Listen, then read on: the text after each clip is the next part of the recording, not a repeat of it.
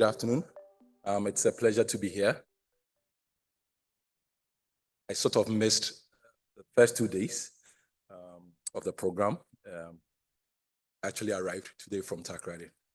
So I'm actually excited to be here to take you through some small presentation that I have. Greetings from the governor, the head of office, Mr. Kwame Opon of the FinTech office. Let me start by talking about the digital financial services that we have in Africa and Ghana. So I'm going to talk about the essence of digital financial services and its importance to the central bank. Question is the central bank interested in this? Answer is yes. So we've moved from the traditional settings rather by getting digital platforms on board to sort of speed up or enhance financial services as quick as possible. You would realize that the evolution of financial services has sort of moved on from pain points of going to places and rather convenience, where you'd have customers trying to be able to process payments or do digital financial services by themselves. So what do we do as regulators to be able to cope with the innovations and all other sessions that come up? First of all, typically in Ghana, what happened was the establishment of the FinTech and Innovation Office. That's in 2020, after we realized that there was some huge rise in mobile money transactions and other mode of financial services. I would first of all touch on what it means for Africa. So today we have a very high penetration of mobile phone and internet penetration. 600 million mobile money accounts from GSMA 2023. And this is sort of the main tool that Africans probably would use in terms of processing payments and data. The key actors that you'd possibly see within this space would be, one, the telcos, because the telcos have the dominance factor. Telcos are actually captured all around areas, and they seem to be able to reach each and every individual. We have the fintechs who actually build on top of this technology that we have, the telco technology, and then the banks who also assist in terms of financing, liquidity processing, and all that. You have the regulator who is also supposed to be within the mix to be able to make sure that we have everything in process and there's no risk. Customers are sort of protected, and the convenience is either made up of. So we talk of the mobile dominance that we have in terms of growth. I think recently, probably in the last 3 weeks, I spoke to a lady who sort of ran an orange business. She basically would be selling orange by the street. And then she was sort of telling us how important, it was to be on a particular product using MML, which is one of the biggest fintechs that we have. So this lady on a daily basis borrows an amount, purchases the oranges, and then sells. Once she sells the oranges and makes her margins, she sort of pays back at the end of the day or the end of the week. And you'd be excited to know that even in a small corner, getting to reach such people or such individuals without her having to go to the bank, without her having to go through some strenuous processes, she's able to make her mark and make an ends meet. So there's really much dominance in mobile money, i.e. digital lending. Insurance products, we sort of have majority of insurance products springing up in Africa. We've always talked about cross-border, which is very important. With cross-border, there are some challenges. We talk about the framework available. We talk about the owners of the scheme, participants of the scheme. So that too is a major sector to also be looking at. You speak of regulation and innovation, talk of sandboxes. There's a challenge with the central bank, which is always trying to catch up with innovation. We always say we want to be with innovation, but you practically would find out that regulation is sort of, always behind it. The challenge here is how do you get closer to the innovation? How do you process, or how do you operate that you don't stifle innovation and you sort of have that balance? Once you are having the innovation coming on, and then you still have the protection of the customers at heart, all that. So that's also another key process. I think about 15 countries in Africa currently are operating think about that. And we have same in Ghana. I'll talk about that later. So this is basically to show the sort of impact that DFS has on the African terrain. You would sort of see the graph ranges between the traditional and then the non-traditional, where you have sub-Saharan Africa springing up in the non-traditional, basically because of probably having using more of the mobile phones in terms of penetration and all of that. So this slide is basically to show or to demonstrate the sort of tool Africans have in terms of payments going through the mobile channels. I picked this from the GSMA 2024, and I just took a snapshot of, the top, I'd say, continents. You would have for sub-Saharan Africa, which is basically the first, driving around, let's say 50% of customers. And then about, let's say 60% of transactions on the overall. This sort of shows the kind of impact that sub-Saharan Africa has within the mobile money sort of scheme, and the importance of it to our industry and our people as a whole. I would come down to talk about what we are doing in Ghana. So as a noun, we have 59 licensed payment service providers. These licenses are across various categories. You speak of card schemes, electronic money issuers and all that. It's all done within a risk-based approach. Basically, it's a collaboration of the central bank, the telcos, which in this case will be the fintechs and the banks. We currently have a high penetration of mobile money, of mobile phone penetration, which is sort of eases down into the mobile money accounts that we have. Today, as we speak, when one buys a SIM, you're automatically registered to access mobile money, which makes it a very good tool. So you basically have lots of people with mobile money accounts and do not have bank accounts. And they are actually fine. What they do, they sort of do savings, take loans, as I explained, be able to make payments and all of that through that. I would also like to talk about our instant payment system that we have currently, which is GIPS. So this has been very helpful, GIPS.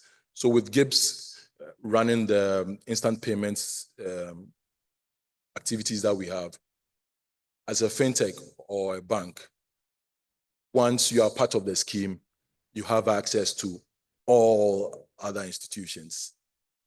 All other institutions. We sort of have promoted and made sure that all fintech players and all banks are actually aligned to the scheme.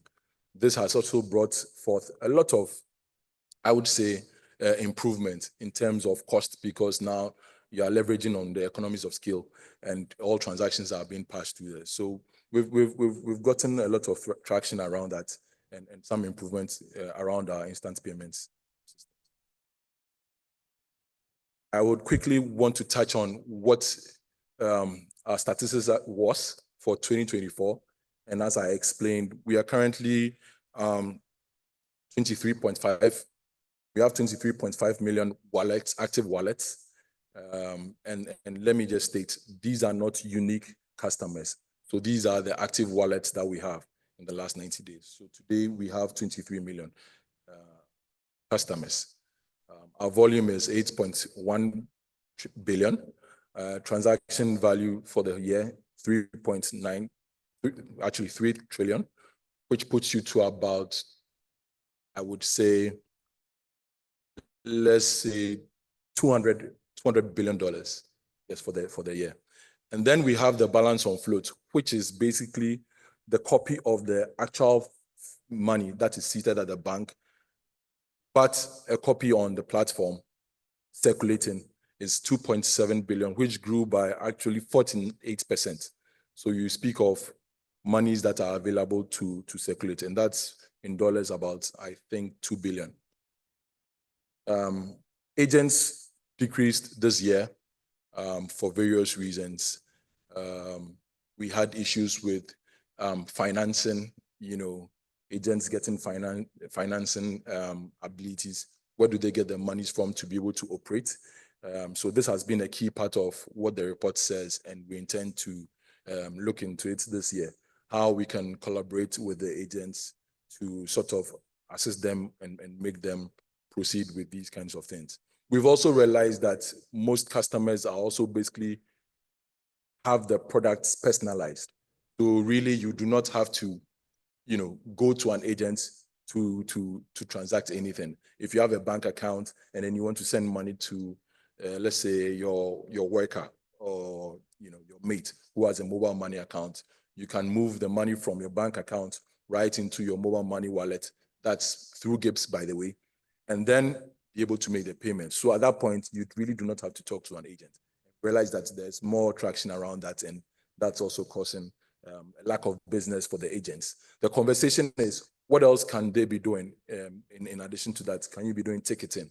Can they be selling insurance products? Actually, so that it boosts that aspect of business up.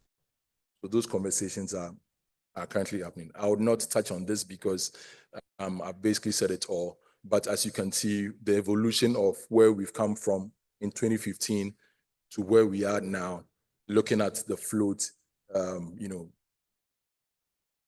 an average of 50% increments year on year, it says a lot. For the active customers, we've not probably grown as much because everybody seems to be using it. So this trend is telling us now that the word convenience is taking place. So if I was doing $5 last year, I probably will be doing $10 now because it's convenient. The expectation is that we see more growth after the e-levy has been taken up. So we actually have a levy that was enacted, I think, somewhere last year. And from this month, that has been taken off. So the expectations are that we see some growth, some additional growth around that, and then having the fintechs to sort of put out more innovations in that manner. I'll talk about the disruptions that have happened in Ghana with the aid of the fintechs. So I spoke about the lending products. So these fintechs don't actually give out the loans themselves.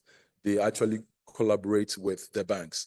So partnerships with the banks to be able to digitize the loan process is what the fintechs are currently doing. And these loans are underwritten on the bank's balance sheet. Speak of mobile payments, which I've spoken about, cross-border, which is currently being done by the banks, and we are looking at extending it to the fintechs. I'll talk about that within the sandbox area. So talk about payment processing, savings, insurance, pensions. So lots of products now that we are seeing channeled through just these mobile payments that have come across. We talk about some enablers that have also caused disruptions and enables us to do our work. We speak of the almighty AI, talk about machine learning. We also have a chatbot that we've deployed, which you'll be able to access rather than calling and having complaints. Once you make the request in the chatbot, you get to respond it. You could have customer complaints. You want to ask questions, whatever it is. You're able to do that without interacting with somebody in the central bank. So we're actually upgrading that to be able to leverage more on AI, using AI to be able to get some sort of proper features attainable. That will be launched somewhere end of the year.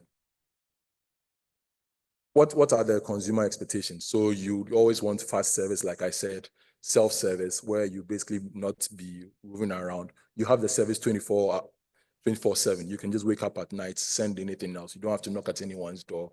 So those are sort of the expectations that the customers are, and that's what's driving what the customers need to know to get in here. I'll quickly rush through our sandbox. Basically, this has been helpful for us as a central bank, because you'd sort of realize that the framework that you currently have is static. Okay, there is always going to be innovation, and then the innovation could either be within the framework or outside the framework. What can you do to sort of accommodate that aspect of it? Hence the sandbox. So with the sandbox, we realized there were variety of advantages. You talk about accelerated time to market, and this is for the fintechs themselves. You don't want to design a whole product and then come back to the central bank only for the central bank to say, hey, this is not covered and you can't do this. So cost, you have a cost implication, and then your time of market is lost. For the central bank, we also get to see these emerging trends. What are the new things on board? Because you are basically in the office and we are not on the ground. So this is the opportunity to actually collaborate and engage and pull these guys up to us to be explaining what is happening and what's new. It's also an opportunity for us to work on our policies and all of that, so that it moves from, being rigid and allowing us to be able to innovate.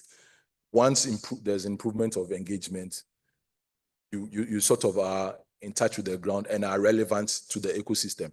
So we've been able to operate an open door policy where even quite recently we put out a digital assets framework.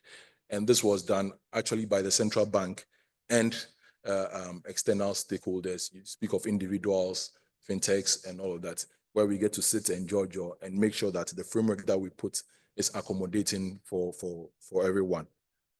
The platform would also allow you to learn about technology. So here we are, cryptocurrency, you would have to learn about it. The blockchain, you would have to learn about it. So it also gives you the opportunity to do that. Currently, as we speak, we have about 40 applications running. We run a hybrid model where you can have a cohort, and then we can have the ad hoc. The ad hoc, once you come up with a product and we think it's something worth, testing as soon as possible, we do that. And this has actually given us a lot of insights across what is happening in the ecosystem. So that will be it for me in terms of the sandbox. Thank you.